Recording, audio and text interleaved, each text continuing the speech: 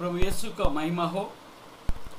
आज इस सुबह के वक्त में आपके साथ बात करने में मुझे आनंद है, परंतु आज आपके साथ एक गंभीर बात को लेके मैं आपसे चर्चा करना चाहता हूँ। परमेश्वर के वचन से आपसे बोलना चाहता हूँ। आइए रोमियो को पत्री 7वां अध्याय, रोमियो को पत्री 7वां अध्याय उसका 15 वचन में हम देखें। जो मैं करता हूँ उसको नहीं जानता, क्योंकि मैं जो चाहता हूँ वो नहीं किया करता, परंतु जिससे मुझे घृणा आती है वो ही करता हूँ। Praise the Lord. आज हम मनुष्य के जीवन में ये बहुत बड़ा एक समस्या है। हर रोज हम कुछ करने के लिए विचार करते हैं, कुछ भलाई का काम करना चाहते हैं, हम प्रभु में बढ़ना चाहते हैं, वचन को पढ़ना चाहते हैं, प्रार्थना में हम आगे बढ़ना चाहते हैं, परंतु हमसे नहीं होता। हम चर्च में नहीं जा पाते, वचन पढ़ नहीं पाते और प्रार्थना भी नहीं कर पाते हैं। ऐसे क्यों? एक बड़ा एक विडंबना है, बहुत बड़ा एक हमारे लिए समस्या है। देखिए 14 पद हम देखेंगे। हम जानते हैं कि व्यवस्था तो आत्मिक है, व्यवस्था तो आत्मिक है, परंतु मैं शारीरिक और पाप के हाथ बिका हुआ। क्या हम जो चाहते हैं वो नहीं कर पाते हैं, इसलिए कि हम बिके हुए हैं। मैं हमारे जीवन को बेच दिया है। Praise the Lord. आपको लेकर जाता हूँ 24 पद में, 7वां अध्याय और उसका 24 पद में। मैं कैसा अभागा मनुष्य हूँ, मुझे इस मृत्यु की देह से कौन छुड़ाएगा। तो दूसरा एक अनुवाद में हम देखते हैं, मैं कैसा असहाय मनुष्य हूँ, मैं निर्बल मनुष्य हूँ, मुझे वो ताकत नहीं है, जो मैं चाहता हूँ वो करूँ। ऐसा क्यों? Praise the Lord. आइए हम 17 पद में देखते हैं। 17 पद में क्या देखते हैं?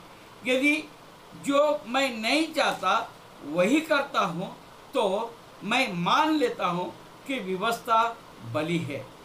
Praise the Lord. यदि जो मैं नहीं चाहता वो नहीं करता हूँ, तो मैं मान लेता हूँ कि व्यवस्था बलि है।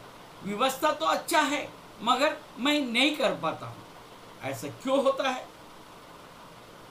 ये हमारे लिए विचार करने के बात है। 20 पद को देखते हैं। अतः यदि मैं वही करता हूँ जिसकी इच्छा नहीं करता, तो उसकी करने वाला मैं ना रहा, परंतु पाप जो मुझ में बसा हुआ है। यस, जो मेरे अंदर जो पाप जो बसा हुआ है वो ही मुझे निर्बल करता है, मुझे खाली कर देता है, असहायक बना देता है, तो जो मैं चाहूं वो ना कर पाऊं।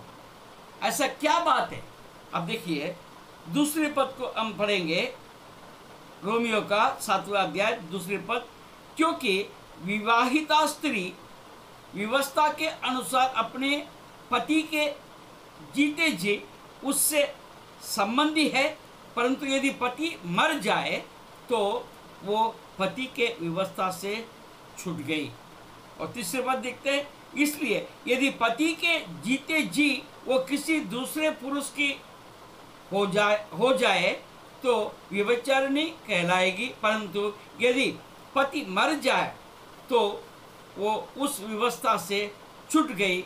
यहाँ तक कि यदि किसी दूसरे पुरुष की हो जाए तो भी व्यभिचारिणी ना ठहरेगी। Praise the Lord. तो यहाँ पर प्रभु में आप और हम कौन है? ब्राइड ग्रूम, ब्राइड है। Praise the Lord. प्रभु यीशु ब्राइड ग्रूम है।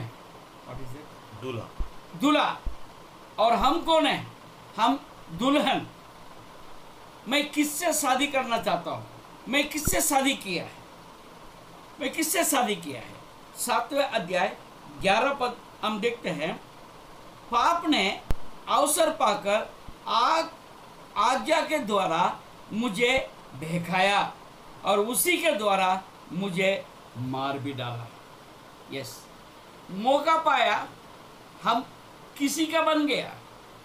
मैं दुल्हन हूँ, मैं जिसके साथ शादी करना चाहिए था उसके अधीन मैं नहीं गया, परंतु और ही किसी के साथ, यानी पाप के साथ हमारा शादी हो गया। पाप ने हमारा ऊपर अधिकार रख दिया। Praise the Lord. 8वें पद में हम क्या देखते हैं? परंतु पाप ने अवसर पाकर आज्ञा के द्वारा मुझसे सब प्रकार के लालच उत्पन्न किया, क्योंकि बिना व्यवस्था पाप मुर्दा है। फैसला, आज हम किसके अधीन हैं? हम किसके साथ शादी करना चाहते हैं? मैं किसका दुल्हन हूँ? Praise the Lord. प्रभु यीशु का है या पाप के दुनिया का है? एक बड़ा समस्या है। हम अपने आप में हम जान नहीं पाते। Praise the Lord. इसलिए हम क्या वचन में देखते हैं? देखिए 6वां अध्याय, रोमियो का पत्री 6वां अध्याय 23 पद में देखते हैं, क्योंकि पाप की मजदूरी तो मृत्यु है, परंतु परमेश्वर का वरदान हमारे प्रभु मसीह यीशु में अनंत जीवन है। Praise the Lord. पाप के मजदूरी मृत्यु है, ये बात को हमें जानने के जरूरत है। फिर हम क्या करें? परमेश्वर के वरदान का हम बाट जोड़ना चाहिए। Praise the Lord, hallelujah. 8वें अध्याय में यदि जाएं, आपको स्पष्ट रीति से आपको एक जवाब मिलता है।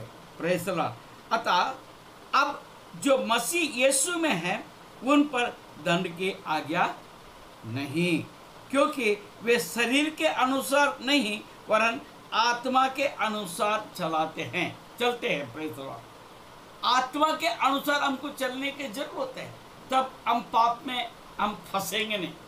Praise the Lord. इसलिए मैं बार बार अपने कलीसिया से बात करता हूँ, हर एक विश्वासी से बात करता हूँ, आप परमेश्वर का वचन पढ़ना ना छोड़े। आप संगति से अलग नहीं होना। Praise the Lord. संगति के साथ बना रहना और प्रार्थना करना नहीं भूलना, ये बात मैं कहता हूँ। आप ऐसे प्रकार के रीति में रहेंगे तो आपके ऊपर पाप का प्रबल नहीं हो सकता है। और दूसरा पद हम देखते हैं, 8 और 2 पद देखते हैं, क्योंकि जीवन की आत्मा की व्यवस्था ने मसीह यीशु में मुझे पाप की ओर मृत्यु की व्यवस्था से स्वतंत्र कर दिया है। Praise the Lord. It has delivered you. आपने प्रभु को ग्रहण किया, आपको डिलीवरेंस मिल चुका है, फिर आप अधीन में क्यों जाते हैं? क्योंकि आपने कभी तो परमेश्वर का वचन पढ़ने में ढीले हो गए, या लोगों के साथ संगति, या विश्वासी लोगों के साथ, कलीसिया का साथ संगति में आप कमजोर पड़ गए, आप प्रार्थना करने में कहीं कमजोर हो गया, या आपके संगति अन्य लोगों के साथ ज़्यादा हो गया है। इसका मतलब आपने आपके विवाह जो है, हालेलुया, आप दुल्हन, आपके दूल्हा कौन है इसको अब भूल गए। वो दूल्हा अगर मेरा यीशु है तो मुझे यीशु को ही देखने की जरूरत है। Praise the Lord. यीशु को वो मेरे दिल से लगा के रखने की जरूरत है। उस क्रूस पर देखना है, वो सलीब को देखना है। जब क्रूस को देखेंगे कि सारे बातें हमको याद आएगा, क्योंकि यीशु ने आपके लिए प्राण दे दिया है। आप जो दुल्हन हैं तो वो दुल्हन को साथ मिलने के लिए उन्होंने अपना जीवन ही दे दिया है। उससे बढ़कर आपको कोई दुनिया में कोई कर सकते हैं क्या? इसलिए आज मैं वापस आपको याद दिलाना चाहता हूँ, हालेलुया, हालेलुया। आप ऐसे निर्बलता में ना रहे। 24 पद में जैसा लिखा है, मैं कैसा अभागा मनुष्य, कैसा असहायक मनुष्य हूँ, ऐसे बोलने का नौबत आपको नहीं आना चाहिए। आपके सहायता के लिए प्रभु परमेश्वर ने बोला, मैं तुम्हारे लिए सहायक भेजता हूँ, तुम अनाथ नहीं रहेंगे, मैं तुम्हें अनाथ नहीं छोड़ूंगा, मैं तुम्हारे पास सहायक भेजता हूँ। पवित्र आत्मा आपके पास है, आपको सिर्फ अपना मन में लेने की ज़रूरत है। आप अगर पवित्र आत्मा को आप लेते हैं, हम इन बातों को याद रखेंगे, तो आप कभी भी अभागा या असहायक मनुष्य नहीं रह सकता। प्रभु आपको आशीष दे। धन्यवाद।